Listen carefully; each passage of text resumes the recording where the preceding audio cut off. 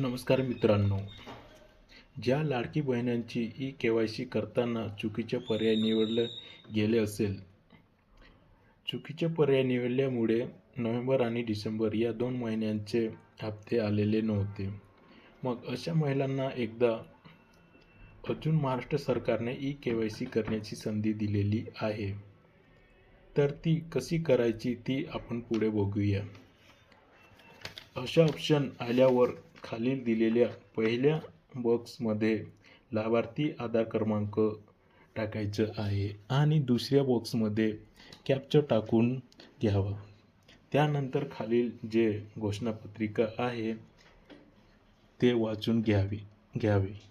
त्यानंतर मी सहमत आहे या ऑप्शनवर क्लिक करून सबमिट करून द्यावे. त्यानंतर OTPचे ऑप्शन येईल. OTPचे ऑप्शन आल्यावर आपण OTP टाकून घ्यावे. नंतर हे 2 ऑप्शन येणार आणि यातील आपल्याला हा या नाही याचा ऑप्शन निवडायचा आहे. पण आपल्याला ठराविकपणे पहिले वाचून घ्यायचं आहे. त्यानंतर आपल्याला या पर्यायाची निवड करायचं आहे. पर्याय निवड केल्यावर नंतर आपल्याला सबमिट या ऑप्शनवर क्लिक करून घ्यावे. त्यानंतर आपल्याला तुमची ई-के.वाय.सी यशस्वीपूर्ण झाली आहे अशा ऑप्शन दिसून येतील. व्हिडिओ आवडल्यास तर लाईक करा. धन्यवाद.